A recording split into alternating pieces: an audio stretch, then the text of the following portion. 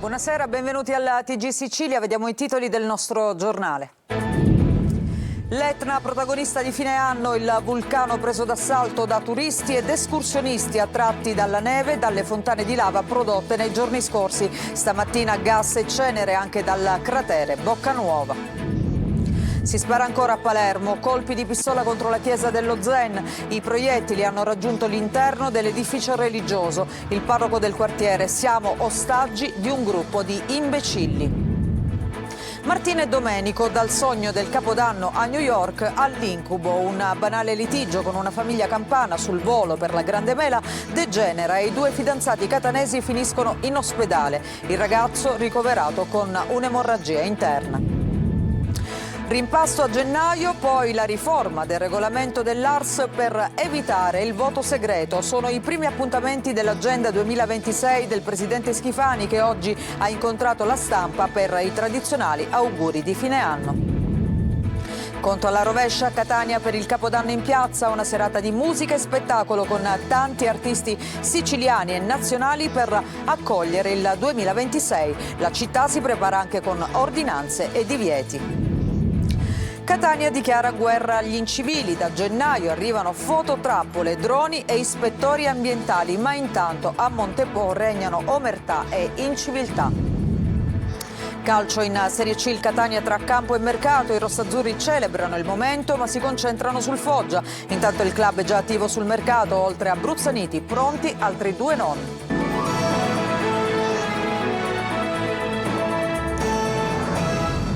C'è l'Etna in apertura del nostro giornale che regala emozioni a ripetizione in questo fine anno. Stamattina dal cratere Boccanuova, importante emissione di gas e cenere, attività che si aggiunge alle colate, alle fontane di lava prodotte nei giorni scorsi. Il vulcano viene preso d'assalto da turisti ed escursionisti. Noi siamo andati con Luca Ciliberti. 3 eruzioni e 3 tipi di attività differenti. L'Etna in questi giorni sta regalando uno spettacolo naturalistico eccezionale. Stamattina si è risvegliato il cratere Boccanuova con emissione di cenere ben visibile anche dai centri abitati. Attività che non ha nulla a che vedere però con quella iniziata alla vigilia di Natale dal cratere di nord-est, che dopo 28 anni è tornato a produrre fontane di lava. Contestualmente, a poche ore di distanza, si è aperta una nuova bocca sull'alta parete del cratere Voragine. Poco più in basso, sulla stessa parete, si è aperta una frattura dalla quale c'è stata una colata che al momento sembra scarsamente alimentata.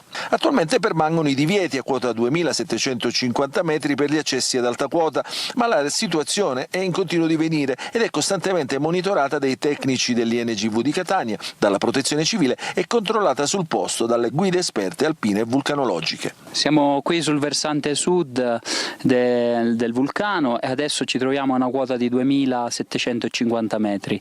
L'attività vulcanica è in evoluzione e oggi abbiamo osservato un'emissione di cenere dal cratere Boccanuova, un'attività esplosiva dal cratere Voragine e il cratere nord-est sembra adesso in una fase di attesa e quindi staremo a vedere le ulteriori evoluzioni che l'Etna ci regalerà. Le feste e il bel tempo stanno incentivando le visite e le escursioni dei turisti. Qui siamo a quota 2500 metri e guardate alle mie spalle che cosa c'è. I have done a couple of volcanoes already, but this is the first active one, so I'm quite excited.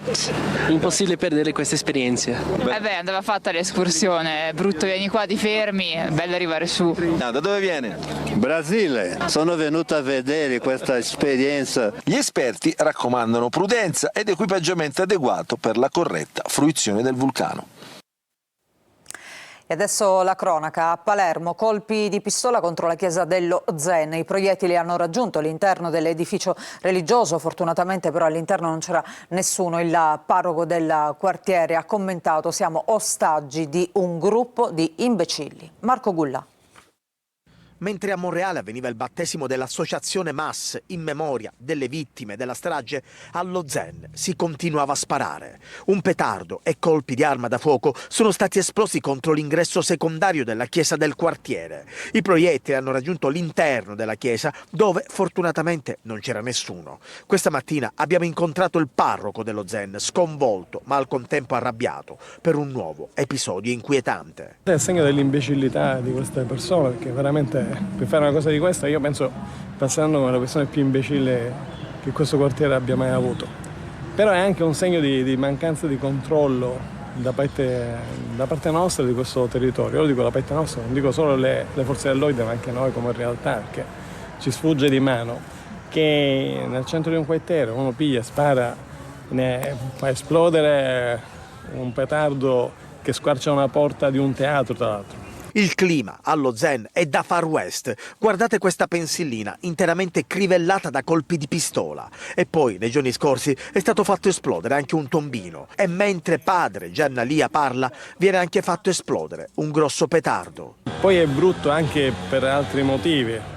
È brutto pure perché questo luogo, in questo contesto di fatti drammatici che l'hanno interessata, è stato anche la chiesa punto di aggregazione di istituzioni, associazioni. Allo Zen c'è tantissima gente che quotidianamente chiede ben altro per il quartiere. Siamo in ostaggio di un gruppo di imbecilli. Se questo è, come si fa? Ma lo Stato italiano certe volte si ammazza per fare missioni di pace lì a destra e a sinistra, e qui stiamo vedendo un pezzo d'Italia dove ci sono 35.000 persone, la maggior parte delle quali sono brave. Tanti bambini, che insegnamento gli stiamo dando a questi bambini?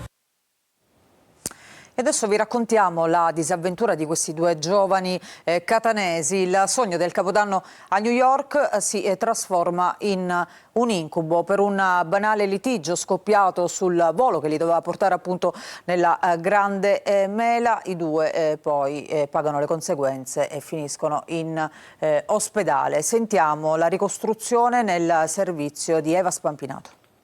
Mi hanno fatto diversi controlli, tra cui 3 TAC. C'è stata una lieve emorragia interna. Domenico Laudani parla con un filo di voce dal letto dell'ospedale San Pietro di Roma. Lo vediamo in foto con la testa ancora fasciata. Gli ultimi giorni dell'anno li trascorrerà qui sotto osservazione invece che passarli a New York insieme alla sua fidanzata. Il viaggio dei sogni, programmato da tempo, si è trasformato in un incubo che per fortuna non è finito in tragedia. Sembrava di vivere una situazione irreale, una scena di un film.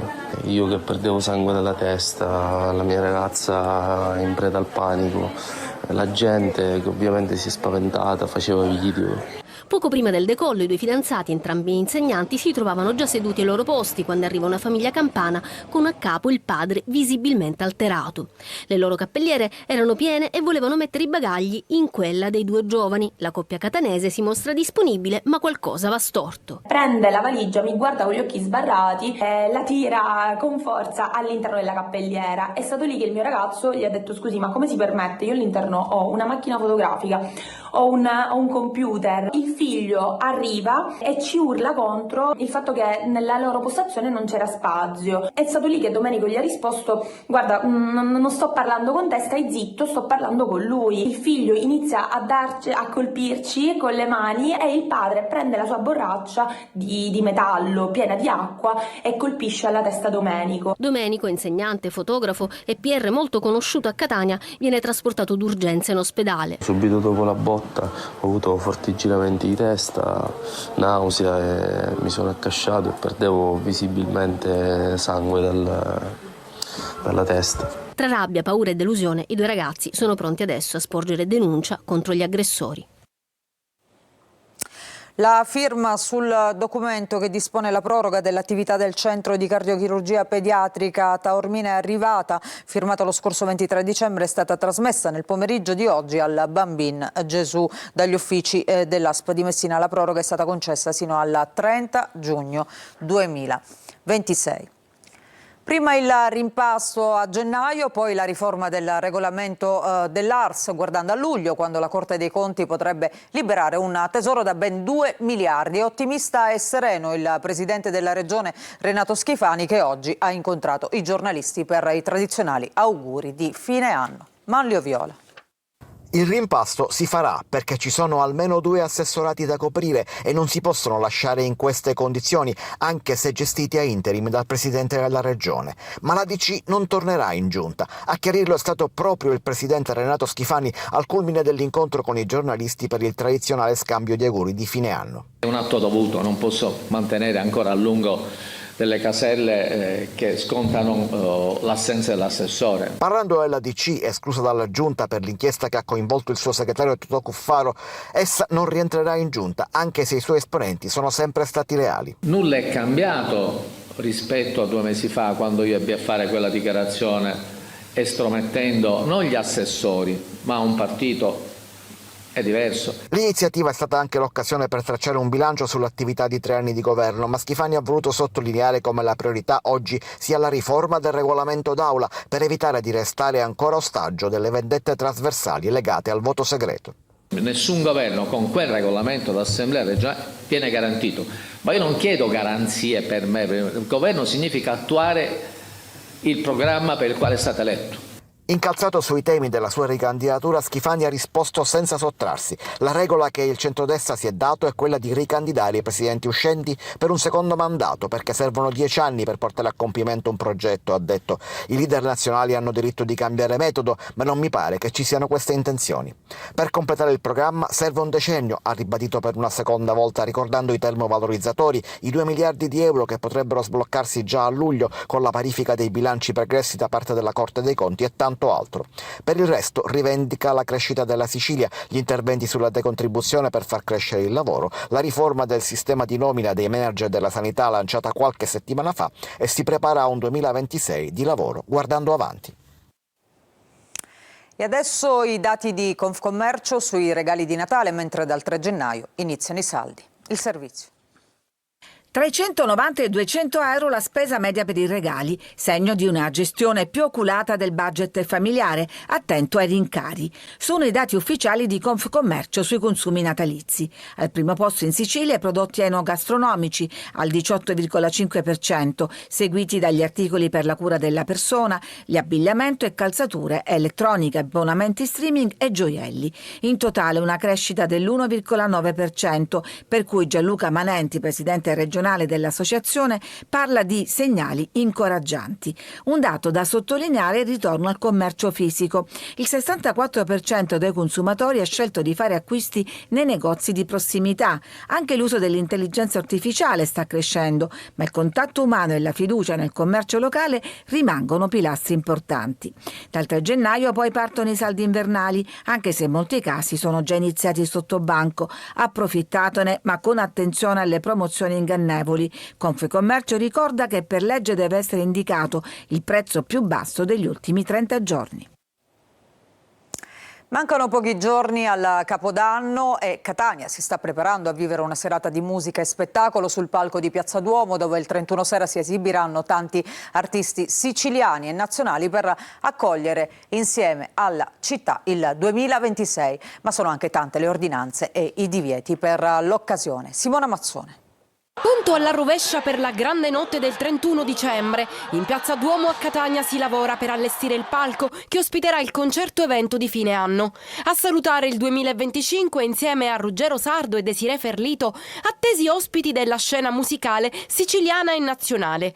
A partire dalle 20:30 si alterneranno Zapato, Colorindaco, Caballà con i Beddi, Delia, terza classificata di X Factor, e ancora Marina Rei e Gali, che dopo la mezzanotte continuerà a esibirsi con il suo speciale showcase.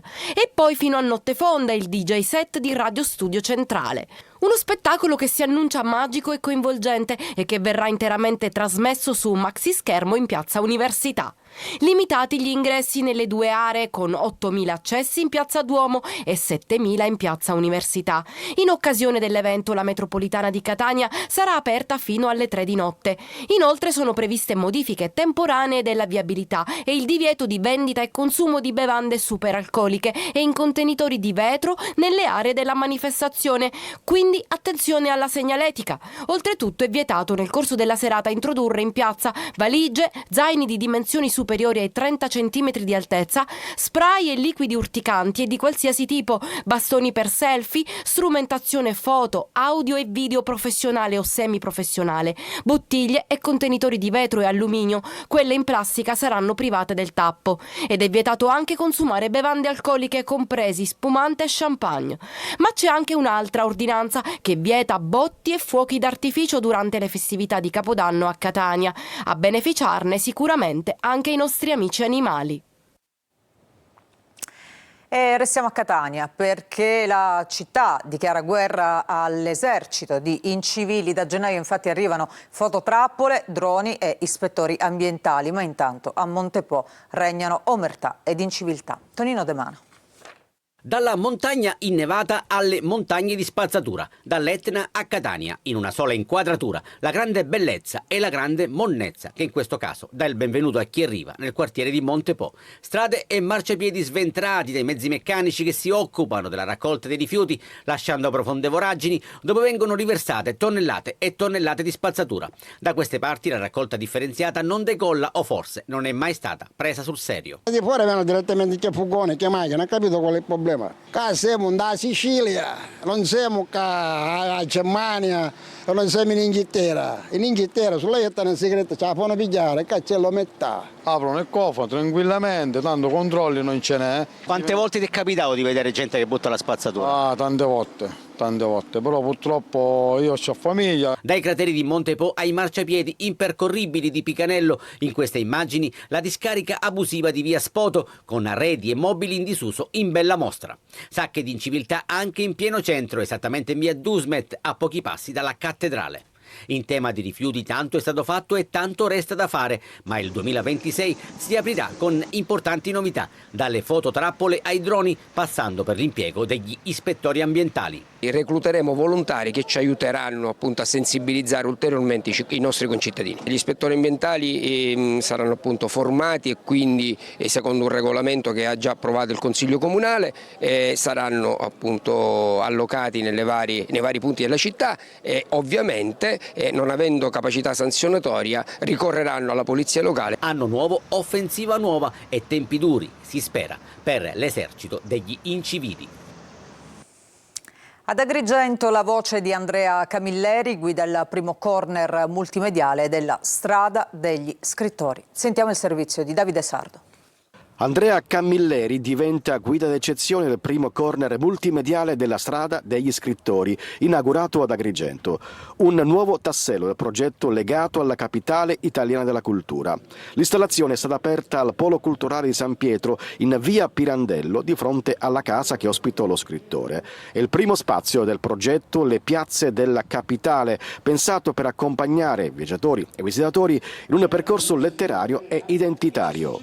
Si arriva ad Agrigento e ovviamente uno viene perché ci sono i templi, c'è la Scala dei Turchi, ma ci sono tante altre cose da scoprire e per farlo ci affidiamo a 10 minuti di un racconto targato Andrea Camilleri. È proprio lui, il grande narratore di Vigata, il papà del commissario Montalbano, a guidarci per dirci dove siamo, a spiegarci che attorno alla Valle dei Templi ci sono delle piazze letterarie immaginarie, ma non troppo. Un videoracconto introduce le tappe che attraversano la Sicilia, dagli scrittori, da Caltanissetta a Porto Empedocle, passando per Racalmuto, Palma di Montechiaro, Favara, Sciacca e Sambuca. È un modo ancora per far apprezzare ancora di più questo territorio, anche nella sua, dimensione, potremmo dire, degli scrittori, dei poeti che sono tutti vissuti in questo quadrato, potremmo dire, in questo spazio. Il corner è il primo di una rete destinata a crescere e a durare nel tempo, raccontando la Sicilia attraverso parole, luoghi e memoria anche oltre il 2025.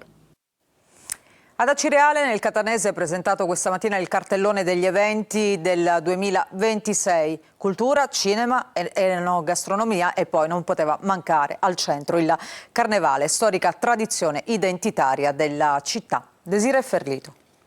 Grandi eventi e nuove progettualità. Presentato stamane ad Acireale il cartellone 2026 e programmi che accompagneranno tutto l'anno la città, con iniziative culturali, artistiche, musicali, enogastronomiche e di valorizzazione del territorio. Acireale investe sulla cultura, sui giovani, sulle scuole e sulla partecipazione attiva delle associazioni e degli operatori del territorio. Illustrati i principali appuntamenti che scandiranno i 12 mesi.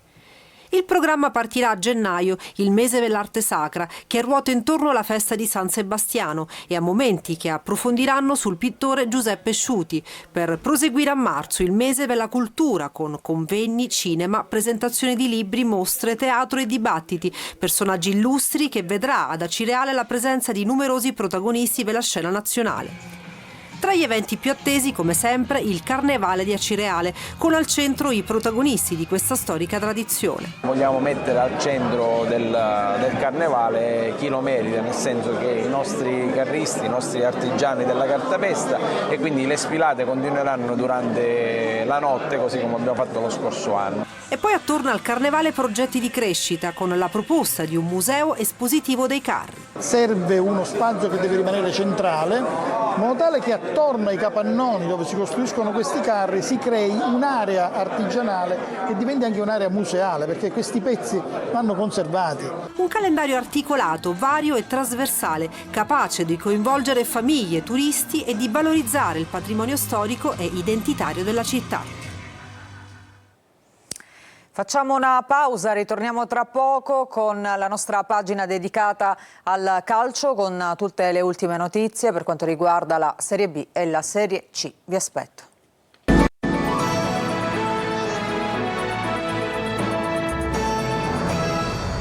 Bentrovati, seconda parte del nostro giornale, adesso il calcio, la Serie B, il Palermo che pensa al mercato e ha 3 nomi per il dopo Brunori che a breve andrà alla Sampdoria. Magnani resta invece un rebus. Sentiamo il servizio.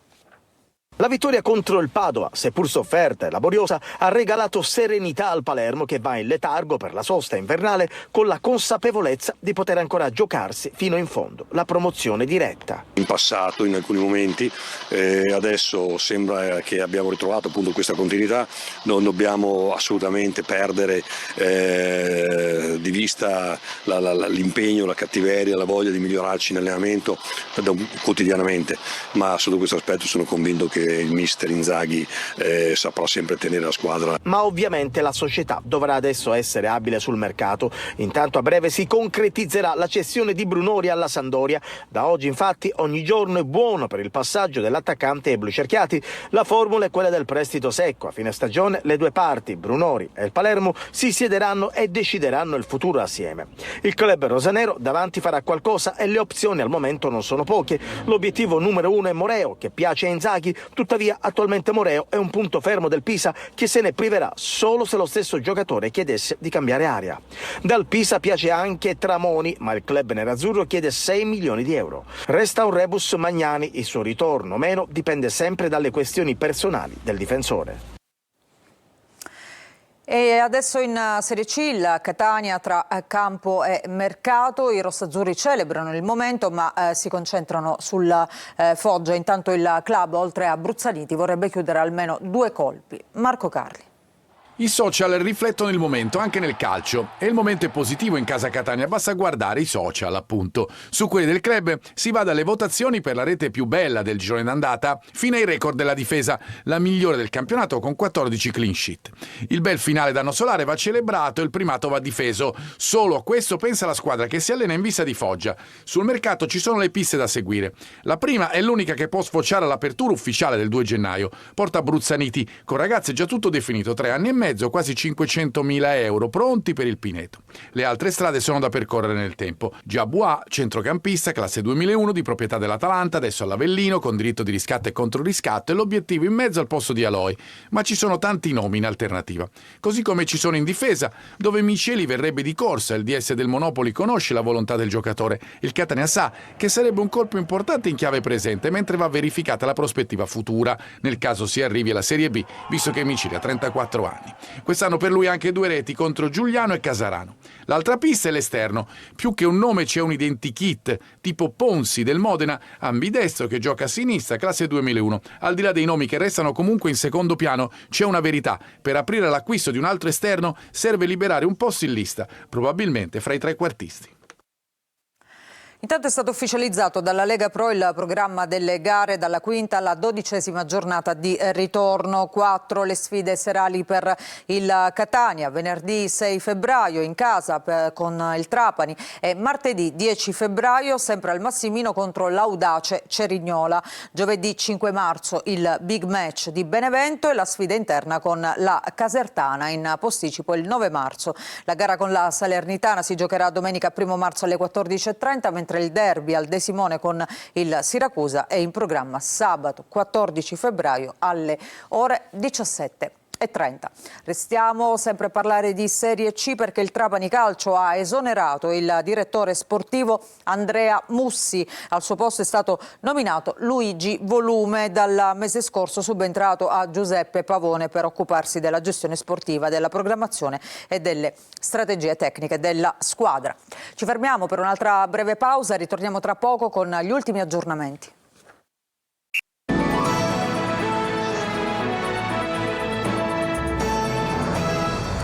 Non ci sono notizie dell'ultima ora, ci fermiamo qui, grazie per averci seguito, vi auguro un buon proseguimento di serata.